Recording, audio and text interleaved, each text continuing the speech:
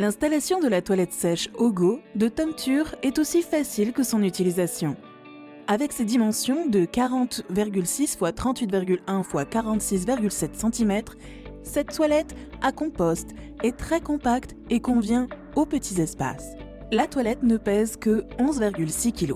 Les domaines d'utilisation habituels de la toilette sèche Ogo sont camper, caravane, camping-car, monospace, véhicules d'expédition, bateaux et yachts, abris de jardin, grange, tiny house, cave, bunker ou partout où il n'y a pas de raccordement à l'eau. La toilette à compost Ogo est protégée contre les projections d'eau. Il faut éviter les grandes quantités d'eau, par exemple par un pommeau de douche. Si la toilette à compostage Ogo est utilisée dans une pièce humide, nous recommandons de la protéger de l'eau au moyen d'un rideau de douche. Des gabarits d'installation au format PDF peuvent être téléchargés sur notre site web. Les pages imprimées peuvent être simplement placées à l'endroit d'installation choisi comme test. Pour la fixation au sol, seules les 4 vis fournies sont nécessaires. Les toilettes sèches Ogo sont également conçues pour être installées directement devant un mur. La sortie d'air est flexible et la paroi arrière se déplace légèrement vers l'intérieur. Ainsi, le couvercle peut également être ouvert directement contre un mur.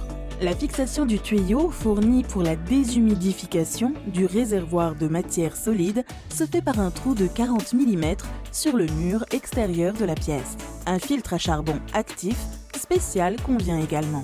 Idéalement, le tuyau mène directement à l'extérieur et est fermé par une grille anti-insectes.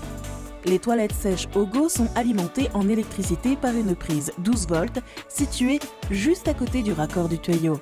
Celui-ci doit être protégé par un fusible de 10 A.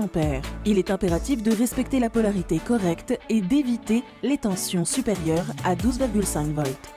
La consommation électrique des toilettes sèches est très faible et préserve la batterie. Les toilettes ont besoin d'environ 1,1 A de courant par jour. Sur cette somme, 20 mA sont consacrés au fonctionnement du ventilateur et 2 à 7 A à l'agitateur pendant le processus d'agitation. Le ventilateur doit fonctionner en permanence. C'est pourquoi il ne faut pas interposer un commutateur ou d'autres interruptions.